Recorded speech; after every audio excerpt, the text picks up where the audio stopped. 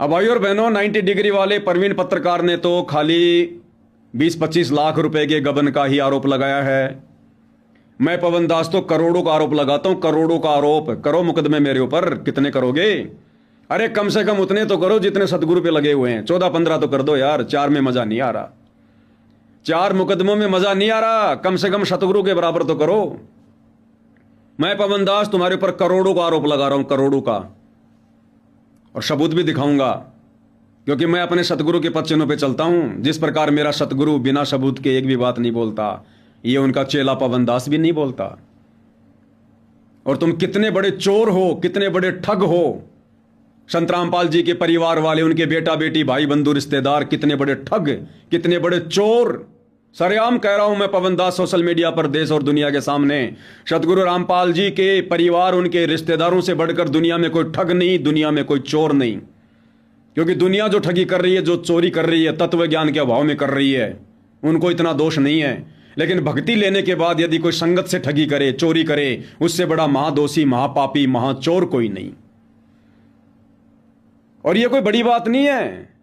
ये सतलोक आश्रम वाले जब सतगुरु रामपाल जी के सामने सतलोक में, सतलोक आश्रम बरवाड़ा में रहते सहते ठगी कर सकते हैं, चोरी कर सकते हैं, तो आज इनको किस बात का डर? आज तो सतगुरु इनसे सैकड़ों किलोमीटर दूर बैठा है जेल में। जब ये लोग संत रामपाल जी के रहते सहते सतलोक आश्रम में ठगी कर सकते हैं, बरवाड़ा में पैसों की चोरी करते थे, तो आज इनको किस बात का डर? आज तो कोई सवाल जवाब करने वाला नहीं। आज तो सतगुरु का कोई डर भी नहीं इन्हें। आज तो ना जाने क्या क्या करते होंगे। एक छोटा सा सत्संग आपको पूज्य गुरुदेव भगवान के मुख कमल से सुनाता हूं। अरे सतगुरु हमेशा संकेत करता है, केवल संकेत। अगर सतगुरु सतलोक आश्रम बरवाड़ा में अपने दिल का दर्द बयान कर दे तो लोगों का भक्ति से विश्वास उठ जाए।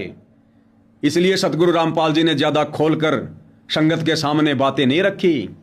इशारों इशारों में कई बार कह दिया सतगुरु रामपाल जी ने अपने बेटा बेटी के विषय में कि इस दास के 4 संतान थी, 2 लड़के 2 लड़कियां, और मैं अच्छे से जानता हूं वो आगे चलकर मेरी क्या सेवा करते, क्या मेरी खातिरदारी करते, उनका क्या उनका नेचर है, मैं अच्छे से जानता हूं।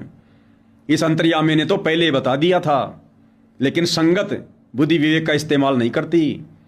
और आश्रम में संगत के दान की चोरी होती थी, ठगी होती थी। दान पात्रों से पैसा चोरी होता था सतलोक आश्रम बरवाड़ा से। कौन करते थे? यही सतगुरु के रिश्तेदार, यही बड़े बड़े सेवादार। आम भगत की औकात नहीं है दान पेटी में जाके दान चोरी कर ले। ताले लगे होते थे, ताले। और सतगुरु इस प्रकार के जो वचन अपने सत्संग के माध्यम से बोला करते थे, संगत को आगाह करने के लिए, संगत को संकेत किया करते थे कि नादानो, अगर सतलोक आश्रम बरवाड़ा में आके दान धर्म करना है तो किसी भगत के ऊपर या किसी सेवादार के ऊपर विश्वास करके उसके हाथ में मत दे देना। मेरे तक तुम्हारा पैसा नहीं पहुंचेगा। जब तुम मेरे पास में दर्शनों के लिए आते हो उसी समय मेरे हाथ में देना। सतगुरु के हाथ में दिया हुआ जो है दान फलेगा। सतगुरु के हाथ में दिया हुआ। भाई और बहनों, यह भक्ति विधान है, इसको समझना खांडे की धार है। सतगुरु रामपाल जी हमें क्या कहते हैं सत्संगों में कि बच्चों, अपने 2 साल के छोटे बच्चे से भी यदि आप दान करवाना चाहते हो तो उसके हाथ में देके दान करवाना। ये नहीं कि ये लो जी 200 रुपए मेरे बेटे के, 200 रुपए मेरी माता जी के। नहीं, वो दान नहीं फलेगा। उस दान का फल उस आत्मा के भाग्य में नहीं जाएगा, उसके अकाउंट में नहीं जाएगा। सतगुरु रामपाल जी ने बताया, परिवार में 5 सदस्य हैं, नाम ले रखा है, चाहे कोई 2 साल का बच्चा क्यों ना है। भले माता पिता पैसा दे रहे हैं, लेकिन बच्चे के हाथ से वो पैसा सतगुरु के हाथ में दो। उस हाथ से छोड़ा गया दान काम करेगा। गुरु बिन माला फेरते, गुरु बिन देते दान, गुरु बिन दोनों निष्फल है, चाहे पूछो वेद पुराण।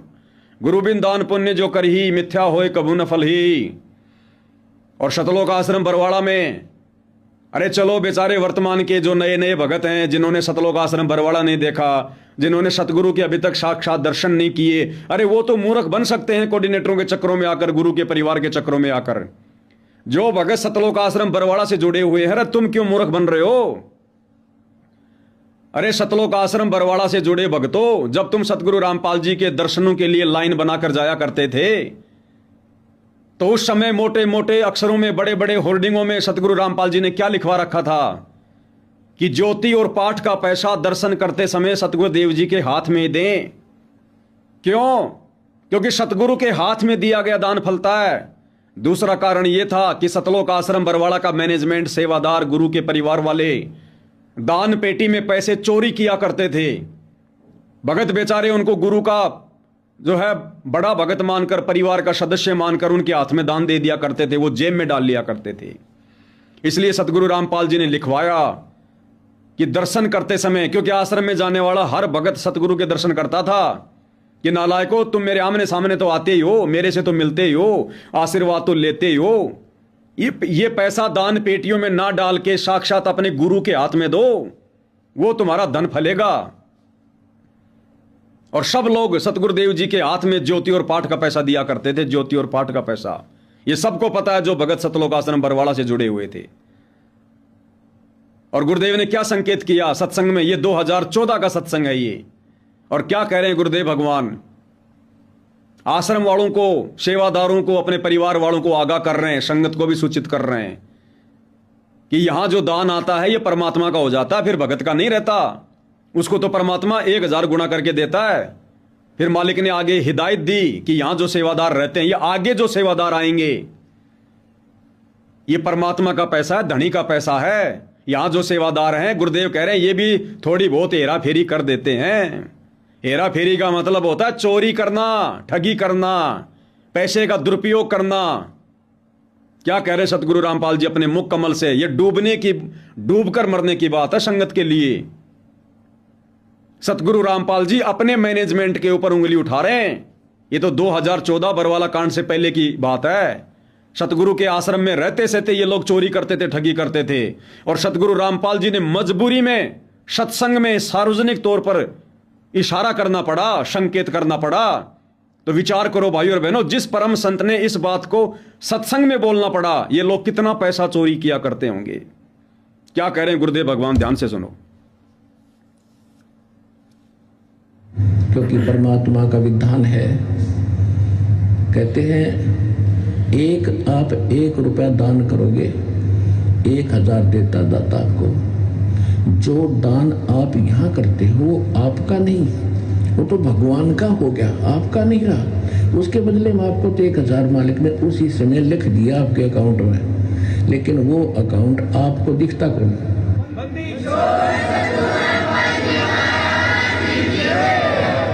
जो अकाउंट परमात्मा ने आपका खोल दिया दीक्षा लेने के बाद, वो बैंक अकाउंट सूक्ष्म है। आपके अंतःकरण में एक मैसेज पहुंच जाता है, भगवान के ऊपर आपकी एक और फाइल है, उसमें ये मैसेज ऐड हो जाता है। अब आगे का संदेश सेवादारों के लिए है जो आश्रम में चोरी करते थे, पैसों की, दान की चोरी किया करते थे। 1 रुपया दान करा, 1000 आपके खाते में लिख दिया था। तो जो पैसा आपका था वो यहाँ चढ़ाया हुआ पैसा आपका नहीं है, ये परमात्मा का हो गया। और इस परमात्मा के पैसे को आप सदुपयोग करो, यहाँ दुरुपयोग ना करना इसका। जो यहाँ भी सेवादार है, आने वाले भी जो कई बार देखा है थोड़ी बहुत त्रुटियां ये कर देते हैं, तो आपने सावधान रहना पड़ेगा। ये क्या कह रहे हैं गुरुदेव? सेवादारों को कह रहे हैं मैनेजमेंट ही है सेवादार। कह रहा दास देख रहा है थोड़ी बहुत हेरा फेरी त्रुटि ये कर देते हैं, तो कह रहे हैं धनी का पैसा है, ये कांटे बन के निकलेगा, फिर कांटे बन के। सुन लो दोबारा से क्या कह रहे हैं परमात्मा।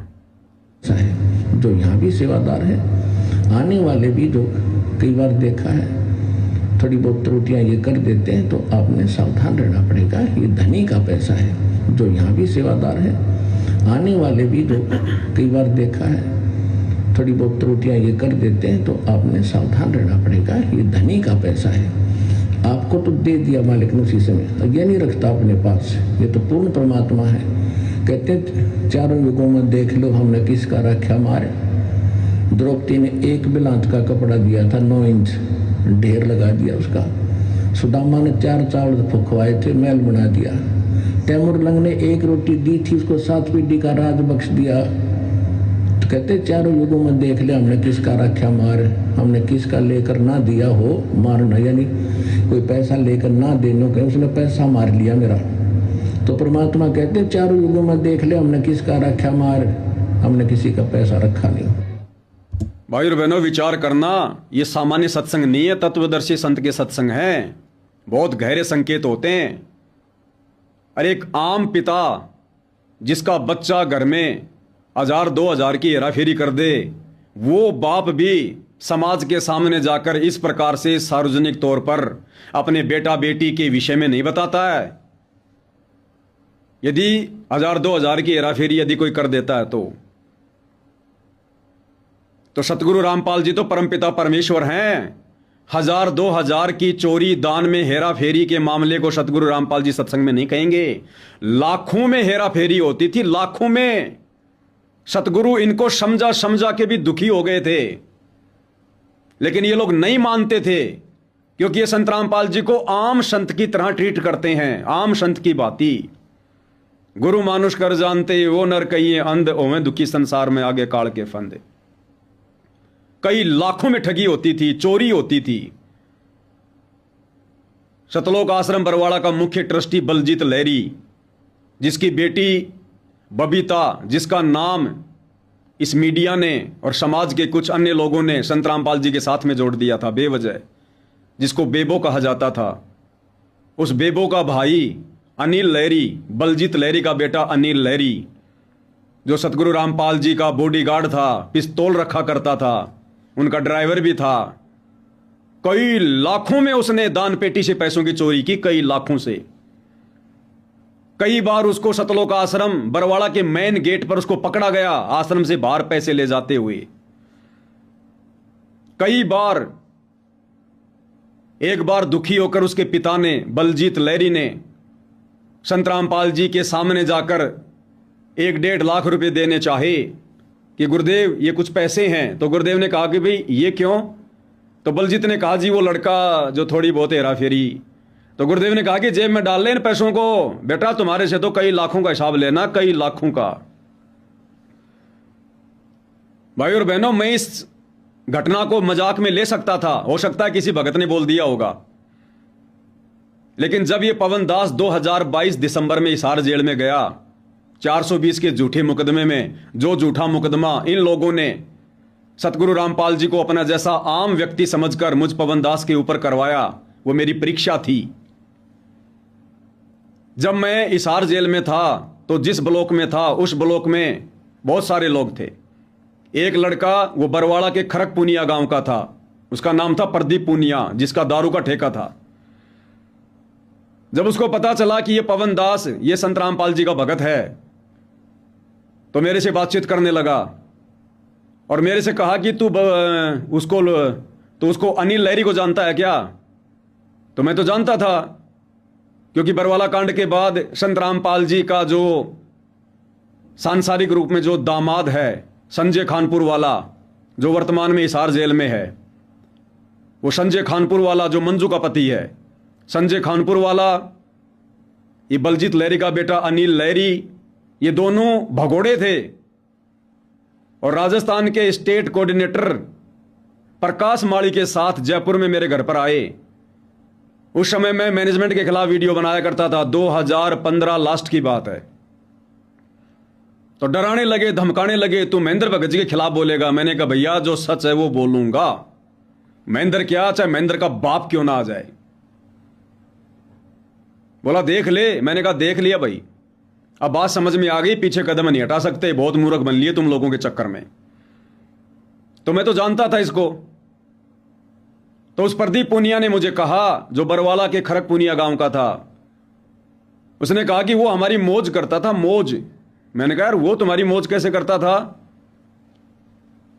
बोला भाई वो जब आश्रम से आता था ना निकल के, तो हमारे पास में आता था वो ठेके पे, मेरा दोस्त था, और जेब से 50-50 हजार की गड्डियां निकालता था। तो मैं पूछा करता था, अरे ये तू कहां से ला रहा भाई इतना पैसा? बोला तुम तो मौज उड़ाओ, मौज मौज उड़ाओ, बोलो आश्रम जिंदाबाद है। तब जाकर मुझ पवन दास को पक्का विश्वास हुआ कि ये बातें कोई हवाई की नहीं है, ये बिल्कुल सत्य बातें हैं। तो बलजीत लहरी का बेटा अनिल लहरी कई लाखों में चोरी कर चुका था, और वो बलजीत लहरी का बेटा अनिल लहरी जो बरवाला कांड के मुकदमों में है, भगोड़ा घोषित था, और भगोड़ा रहते रहते उसने और नया मुकदमा अपने ऊपर लगवा लिया। एनडीपीएस का मुकदमा लगता है मादक पदार्थों की तस्करी में। 10 क्विंटल गांजे के साथ में पुलिस ने पकड़ा। 10 क्विंटल गांजे के साथ में। गांजा तो पकड़ा गया लेकिन वो भाग गया। एनडीपीएस का मुकदमा लग रहा है वर्तमान में उसके ऊपर, जो गुरुजी का ड्राइवर था, गुरुजी का बॉडीगार्ड था, जिसको सारनाम प्राप्त था, जो बलजीत का बेटा था, जो लोग 24 घंटे गुरुजी की शरण में, गुरुजी के चरणों में, आश्रम में रहा करते थे। बरवाला कांड के बाद में नशे का कारोबार 10 क्विंटल गांजे के साथ पकड़ा गया। नादान संगत वालों, आंखें खोलो। भक्तों के घर बहुत दूर हैं, अभी बहुत दूर हैं। ये तो गंदगी थी, गंदगी। ये सतगुरु रामपाल जी का परिवार, उनके रिश्तेदार, ये कोऑर्डिनेटर, ये तो गंदगी है, गंदगी। जिस गंदगी को साफ करते करते बरवाला कांड में सतगुरु रामपाल जी के दामन पर भी छींटे लग गए, बदनामी के दाग लग गए। और तुम इन लोगों को परम भगत समझ के इनकी चापलूसी कर रहे हो, इनके आदेशों को फॉलो कर रहे हो। सूखे मरोगे, सूखे। बचाने वाला नहीं है कोई धरती पर। तो कई लाखों में ठगी किया करते थे। और सबसे बड़ा प्रमाण तो आपने सतगुरु रामपाल जी के मुख कमल से सुनी लिया है। सतगुरु संकेत ही करता है, शब्द सैन सतगुरु की पहचान है, पावे अटल सुहाग रे। उसके बाद आपको बताता हूं एक और घटना। 2014 बरवाला कांड, उससे पहले सतलोक आश्रम बरवाड़ा के अकाउंट से 1.5 करोड़ रुपया निकाला गया। 1.5 करोड़ रुपया। क्योंकि भाई और बहनों, बरवाला कांड करवाने वाले कौन, बरवाला कांड की जो पृष्ठभूमि थी, जो फिल्म थी, उसको लिखने वाले कौन, ये सतगुरु रामपाल जी के परिवार वाले। इनको अच्छे से पता था कि बात अब बिगड़ेगी, बरवाला कांड होगा, बात हमारे काबू से बाहर हो चुकी है। इन लोगों ने बरवाला कांड से पहले सतलोक आश्रम बरवाड़ा का जो पंजाब नेशनल बैंक बरवाड़ा में अकाउंट था ट्रस्ट का, 1.5 करोड़ रुपए निकाले। अरे क्यों निकाले? अगर तुम्हें विश्वास था अपने भगवान पर, अगर तुम अपनी जगह सही थे, तो क्यों निकाले तुम लोगों ने? 1.5 करोड़ रुपए निकाले। बरवाला कांड के बाद में जब पुलिस प्रशासन ने तहकीकात की कि आश्रम के खातों में कितने पैसे हैं, तो सतलोक आश्रम बरवाड़ा पहुंचे। वहां से पता चला कि आश्रम का खाता, ट्रस्ट का खाता पंजाब नेशनल बैंक में है, बरवाड़ा में। बरवाड़ा पहुंचे और टाइम्स ऑफ इंडिया की न्यूज है आप लोगों के सामने। Over 1 crore withdrawn from ashram account as cops close in on Rampal. 22 नवंबर 2014 की शाम सुबह 5:50 की ये न्यूज है, बरवाला कांड के बाद की। ये ग्रुपों में डाल दूंगा, व्हाट्सएप पर, सोशल मीडिया पे डाल दूंगा, फेसबुक पर, देख लेना। 1.5 करोड़ रुपया सतलोक आश्रम कमेटी ने निकाले। खा गए, पी गए। और जब बरवाला कांड हो गया, कुछ तो पकड़े गए। उस समय सतगुरु रामपाल जी के पास जाते हैं ये लोग, जो 60 लाख रुपए बचे हुए थे। 60 लाख रुपए एक बोरे में डालकर सतगुरु रामपाल जी के पास गए। इन्होंने देख लिया कि बात बिगड़ गई, अब तुम्हारा कोई भी दाव नहीं चलेगा। अब 60 लाख रुपए एक बोरे में डालकर संत रामपाल जी के पास गए और कहा कि गुरुजी दया करो, इन पैसों का क्या करें। तो संत रामपाल जी ने क्या कहा था, वो भाई जो उस समय वहां मौजूद थे उनको अच्छे से पता है, लेकिन आज अपने मुंह के ऊपर पट्टी बांध के बैठे हुए हैं। सतगुरु रामपाल जी ने कहा कि इन पैसों को आग लगा दो, आग। लेकिन ये सतगुरु का वचन मानते कहां हैं? ये तो गुरु के गुरु हैं, ये तो गुरु के गुरु हैं। क्योंकि राष्ट्रीय समाज सेवा समिति जो इन लोगों ने बनाई थी, तो उसके पॉइंट नंबर 12 में क्या लिखा है, हम राष्ट्रीय समाज सेवा समिति वाले संत रामपाल जी से किसी भी मामले में कोई सलाह मशवरा नहीं लेंगे। तो इन्होंने मानना कहा था। सतगुरु ने कहा कि इस 60 लाख रुपए के बोरे को आग लगा दो। ये तो मानुष मानते हैं। इन्होंने कहा कि गुरुजी दया करो, गुरुजी दया करो। अरे बोला दया तो कर रहा हूं, आग लगा दो इनको, वरना ये पैसे बाद में तुम्हारे कर्म फुड़वाएंगे, तुम्हारे कर्म। इन लोगों ने गुरु की वो बात नहीं मानी। और गुरु के परिवार ने क्या किया, किसी भगत को 2 लाख दिए, किसी को 1.5 लाख दिए, किसी को 50,000 रुपए दिए। इस प्रकार से 15-20 भक्तों को थोड़ा थोड़ा पैसा देके उनको आश्रम से बाहर निकाल दिया। गुरुजी का लड़का पकड़ा गया, जिन्होंने वो पैसे बाहर निकलवाए थे भक्तों के माध्यम से कि बाहर जाकर पैसे हम ले लेंगे। तो गुरुजी का बड़ा लड़का वीरेंद्र, वो लड़कियों के कपड़े पहनकर, सलवार जम्फर पहनकर आश्रम से बाहर निकलने का प्रयास कर रहा था। घूंघट निकाल के। पुलिस ने पकड़ लिया, दबोच लिया। छोटे वाला लड़का मनोज वो भागने में सफल हो गया। संत रामपाल जी का भाई महेंद्र वो भी भगोड़ा बनकर घूमा, वो भी भागने में सफल हो गया। राज कपूर जैसे लोग ये लोग जो है वो पकड़े गए। कुछ दिनों तक तो आपस में एक दूसरे से दूर रहे, मोबाइल सबके बंद। बाद में सतगुरु रामपाल जी के छोटे भाई महेंद्र ने उन तमाम भक्तों की जो लिस्ट बना ली थी कि मैंने 50,000 किसको दिए, 1 लाख मैंने किसको दिया, उन सब की लिस्ट बना रखी थी। उन सबको फोन करना शुरू किया, संपर्क करना शुरू किया और कहा भाई लाओ वो पैसे। कुछ एक लोगों ने तो दे दिए। एक राजेंद्र मोर, सब जानते हैं, सतलोक आश्रम बरवाड़ा में था, जमीन बेच के रह रहा था। राजेंद्र मोर जो वर्तमान में शायद आजाद नगर हिसार जेल नंबर 2 या 1 जहां पर सतगुरु रामपाल जी भगवान है, उस जेल के पास में है। हम भी जब गुरु जी की तारीखों पर जाते थे अनजाने में, तो एक आध बार मैं भी उस राजेंद्र मोर के मकान पर गया था, क्योंकि मेरे संपर्क उससे बरवाला कांड के समय से थे। हम लोग बाथरूम सेवा किया करते थे, तो जब तारीख पर जाते थे तो 1-2 बार मैं भी राजेंद्र मोर के मकान पर गया। उसी समय राजेंद्र मोर ने दास को बताई थी ये बात। उस समय भाई और बहनों काफी भगत जो वर्तमान में इस सतलोक आश्रम में जुड़े हुए हैं, राजेंद्र मोर जैसे, संजीव हुड्डा उत्तर प्रदेश का पहले स्टेट कोऑर्डिनेटर था, रामनिवास छावड़ा एक पैर से लंगड़ा के जो चलता है, छावड़ा गांव का, गुड़गांव का, और ये संदीप डॉक्टर, ये गुड़गांव का कोऑर्डिनेटर संदीप डॉक्टर जिसकी दांत ठीक करने की दुकान है। ये सारे के सारे लोग उस समय महेंद्र के दुर्विरोधी थे, दुर्विरोधी। और जब हम तारीखों पर जाया करते थे तो ये सारे के सारे लोग मिलकर मीटिंग किया करते थे कि एक बार उस महेंद्र को पकड़ो, रामखोर को। ये शब्द कहा करते थे। ये संदीप डॉक्टर, ये संजीव हुड्डा, रामनिवास छावड़ा हिसार में जब मीटिंग करते थे तो मैं भी वहीं होता था, क्योंकि ये लोग उस समय ये बातें कहा करते थे महेंद्र के लिए कि एक बार यदि वो हरामखोर हमारी पकड़ में आ गया, उसकी इतनी धुलाई करेंगे, याद रखेगा। और बाद में जैसे जैसे महेंद्र ने इन सबको पद बांटने शुरू किए, वैसे वैसे सारे के सारे महेंद्र के चरण चाटने लग गए। तो बाद में महेंद्र ने संपर्क किया राजेंद्र मोर से कि भैया तेरे को 2 लाख रुपए दिए थे, वापस कर। क्योंकि उस समय को सेवा तो कोई चल नहीं रही थी, भगत आपस में टूटे हुए थे, कोई किसी को जानता नहीं था। ये बड़े बड़े स्टेट कोऑर्डिनेटर भी ये बिलों में छुपे हुए थे, रजाई में छुपे हुए थे, डर रहे थे। तो राजेंद्र मोर ने क्या कहा, मुझे बताया राजेंद्र मोर ने कहा कि मैंने महेंद्र को मना कर दिया और कहा कि क्यों भाई, काहे के 2 लाख रुपए दूं? अरे मैं भी तो आश्रम में रहा करता था, परमानेंट सेवा करता था, मेरा कहां ठिकाना, मैं कहां रहूंगा? मेरा क्या मकान किराया नहीं लग रहा? क्या मेरे बच्चे नहीं हैं? क्या मुझे राशन नहीं चाहिए? तुझे 2 लाख रुपए दे दूंगा, मैं क्या खाऊंगा? तो महेंद्र ने उसको डराना चाहा कि तेरी शिकायत भेजेंगे गुरुजी के पास। तो राजेंद्र मोर ने कहा कि छोटे मोटे भक्तों को डराया कर, मैं तेरे से डरने वाला नहीं हूं, ज्यादा मेरे साथ में तुम्हें मैं ना करना, तेरी पोल पट्टी खोल दूंगा। बरवाड़ा में तूने जो मकान बना रखा है शानदार, मकान में तूने एसी लगा रखे, तूने फ्रिज लगा रखे हैं, संगत के दान धर्म से तूने मकान बनाया, सारा सामान तूने पटका लाखूंगा, ज्यादा ना बोल।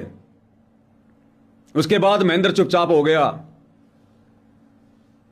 तो भाई और बहनों, वो 60 लाख रुपए अंतर्यामी सतगुरुदेव भगवान ने उनको आग के हवाले करने के लिए कहा था, क्योंकि उनको पता था कि ये पैसा बाहर जाकर इनके कर्म फुड़वाएगा।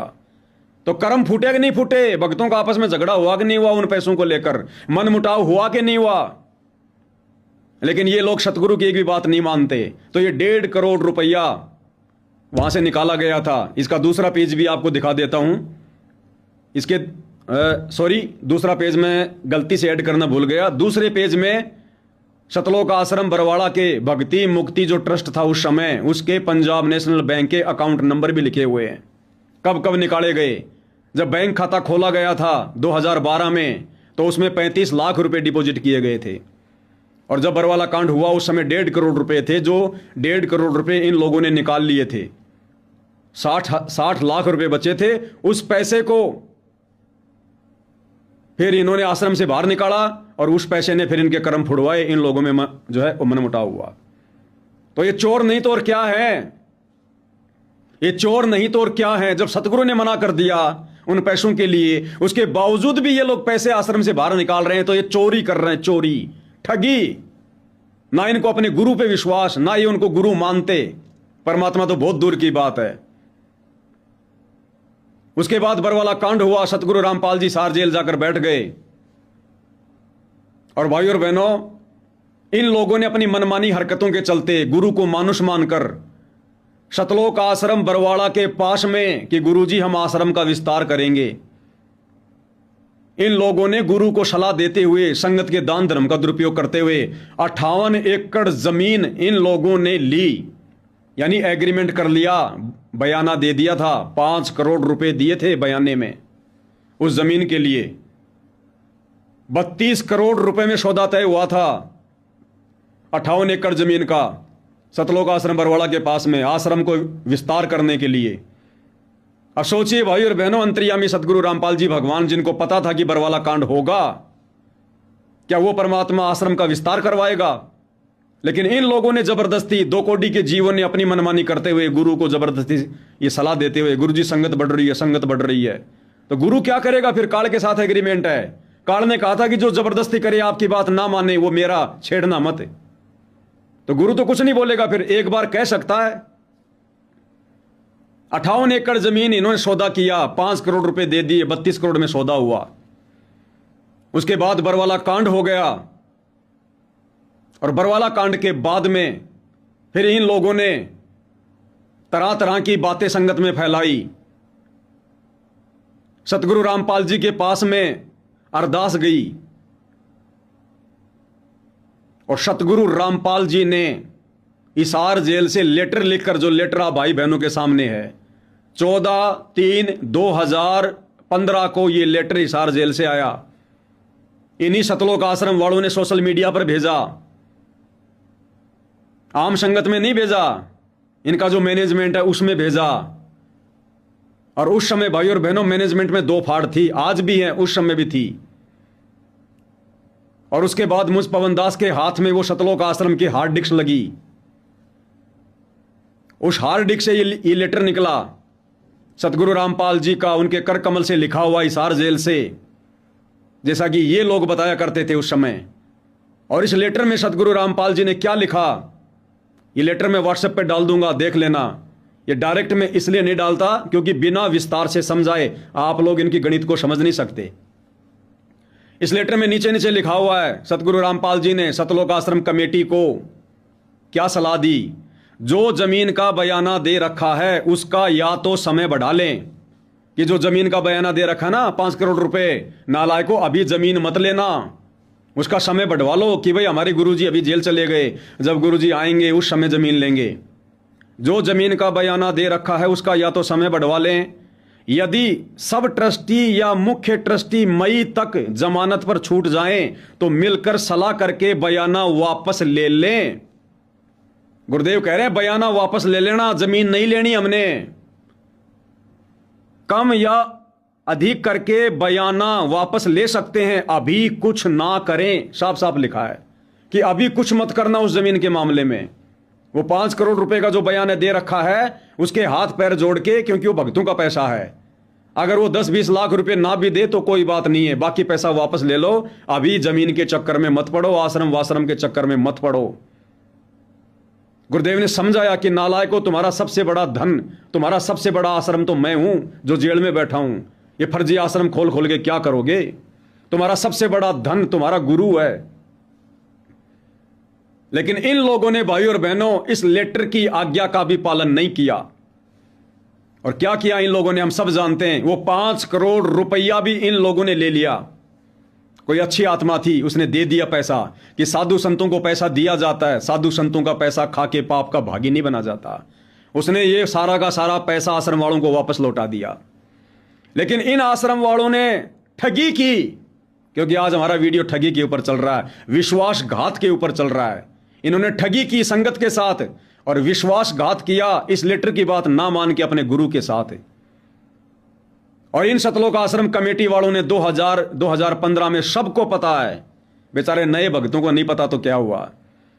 सबसे पहले 2015 में संत रामपाल जी के परिवार ने, सतलोक आश्रम कमेटी ने, महेंद्र उर्फ मोहनलाल, जिसने डर के मारे अपना नाम बदल लिया था मोहनलाल, इसने भगोड़ा रहते सहते, और इसने सबसे पहली जो सेवा संगत में चलाई थी संत रामपाल जी का नाम लेकर, इसी जमीन के नाम पर चलाई थी कि सतगुरु रामपाल जी का आदेश है, हिसार जेल से हमने जो जमीन वगैरह लेनी थी, जो हमने 5 करोड़ रुपया दे रखा था, अब उस जमीन का हमने 28 करोड़ रुपया और देना है। तो गुरु जी का आदेश है, भक्तों बढ़ चढ़ के दान करो।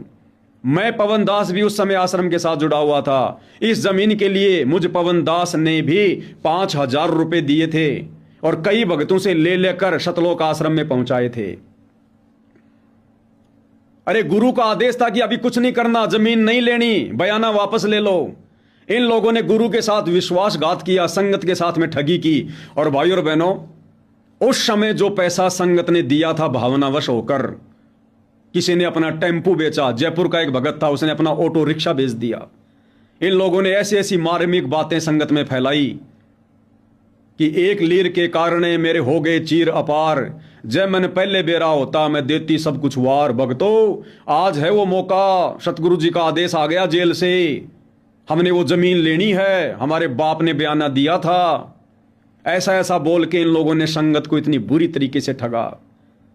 एक भगत ने अपना ऑटो बेचा, किसी ने अपना प्लॉट बेचा, अरबों में पैसा बेचारी नादान संगत ने अपने गुरुजी का आदेश समझकर इन चोरों के हाथों में दिया, इन ठगों के हाथों में दिया, सतलोक आश्रम कमेटी के हाथों में दिया, महेंद्र भगोड़े के हाथों में दिया। ये सबसे बड़ी ठगी की इन लोगों ने सतगुरु रामपाल जी परमेश्वर जी के साथ में। क्या ये धोखा नहीं है? क्या ये ठगी नहीं है? क्या ये चोरी नहीं है? जब ये लोग सतगुरु के रहते सहते आश्रम में चोरी कर सकते हैं और सतगुरु के जेल जाने के बाद उनके आदेश के बावजूद इन लोगों ने इस जमीन के नाम पर संगत से ठगी की, गुरु के साथ विश्वासघात किया, तो आज ये लोग क्यों सतलोक आश्रम उस करोथा में 20-25 लाख की हेराफेरी नहीं करेंगे? क्यों ये लोग ठगी नहीं करेंगे? संगत के साथ में धोखा नहीं करेंगे? ये करोड़ों के मोटर पाइप बांटे जा रहे हैं, ये भी तो ठगी है, धोखा है। लोगों के मकान बनवाए जा रहे हैं, ये भी तो ठगी है, धोखा है संगत के साथ। संगत दान धर्म क्यों देती है? धर्म में लगाने के लिए। ये कौन सा धर्म हो रहा है? नशेड़ियों के, आन उपासना करने वालों के, मांस खाने वालों के, हुक्का पीने वालों के, अनुपदेशियों के मकान बनाए जा रहे हैं। क्या ये संगत के दान का दुरुपयोग नहीं है? तो आज ये लोग क्या नहीं करेंगे भाई? प्रवीण पत्रकार झूठे आरोप नहीं लगा रहा। अरे मत छेड़ा करो मेरे भाई, मत छेड़ा करो। मुझ पवन दास के पास सबूतों का पिटारा है। अभी तो मैंने 2% भी खुलासे नहीं किए, 2% भी, जिसमें तुम लोगों के पांव जमीन से उखड़ते हुए दिखाई दे रहे हैं। पिटारा है, पिटारा समय समय पे खुलेंगे, धीरे धीरे आगे आगे। आज 12 साल में पहली बार आपको ये लेटर दिखा रहा हूं, क्योंकि मुझे पता था कि समय आएगा, परमात्मा दया करेंगे, इन लेटरों को दिखाने का भी समय आएगा। और भी बहुत सारे लेटर हैं जिनमें अनाप शनाप बातें इन लोगों ने लिखी हुई हैं और नाम ठोक दिया सतगुरु रामपाल जी का। ऐसी ऐसी झूठ उनमें लिख रखी है और कह रहे हैं कि गुरुजी का आदेश है। तो गुरुजी का लेटर बताकर ही तुम्हें दिखा रहे हैं। देख लेना, ये लेटर वही है जो तुम लोगों ने 2015 में भेजा था। बहुत सारी बातें और भी लिखी हुई हैं। आगे इस लेटर का दूसरा भाग दिखा देता हूं, जिसमें नीचे संत रामपाल जी के साइन हैं। वो तो पहचानते होंगे आप लोग। ये देखिएगा, नीचे नीचे सत साहेब संत रामपाल दास 14/3/2015 डेट भी लिखी हुई है। ये पूरा लेटर है दास के पास में, लेकिन जो मुख्य पॉइंट आपको समझाना था दास ने समझा दिया है। तो ये ठग नहीं तो और क्या है? ये चोर नहीं तो और क्या है? भाइयों और बहनों, ये चोर नहीं तो क्या है? अन्नपूर्णा, अन्नपूर्णा। अरे गुरु जी के विधान के निकट भी नहीं है तुम्हारी अन्नपूर्णा मुहिम। ये अनुपदेशी लोगों के मकान बनाना, इस भक्ति मार्ग में तो भगत का मकान बनाना भी जायज नहीं है। अगर आप किसी भगत को भी मकान बना के दे रहे हो फ्री में, तो भी आप अपने साथ में धोखा कर रहे हो। ये मार्ग सत्संग से चलेगा, सत्संग से। संत रामपाल जी के परिवार की बकवाद से नहीं चलेगा, उनकी मनमानी हरकतों से नहीं चलेगा, उआबाई से नहीं चलेगा, धक्के से नहीं चलेगा। ये ज्ञान मार्ग है, ज्ञान मार्ग कलयुग की बिचली पीढ़ी है। ये शिक्षा परमात्मा ने इसीलिए दी है, शास्त्रों को खोल खोल के इसीलिए दिखाएं। दिन रात अपनी आंखें काढ़ी संत रामपाल जी ने सत्संग सुना सुना के इसीलिए किए हैं कि बच्चों, जब ये काल मेरे परिवार के माध्यम से धोखा करेगा मेरी संगत के साथ परीक्षा के समय में, उस समय ये मेरा ज्ञान ही तुम्हारी ढाल बनेगा। बज्रबान की बोऊ बाड़ी, सतगुरु संत जीत है राड़ी। हमने सतगुरु के सत्संगों को आधार बनाकर ये झगड़ा जीतना है। ये सतगुरु रामपाल जी के पंथ में ये झगड़ा काल के साथ, ये लाठी डंडे बाठे बंदूक का नहीं है। ये सहज मार्ग है, ज्ञान मार्ग है। या ज्ञान आधार से लड़ाई लड़ी जाएगी। ये तत्व ज्ञान हमारा वज्रबाण है, हथियार है।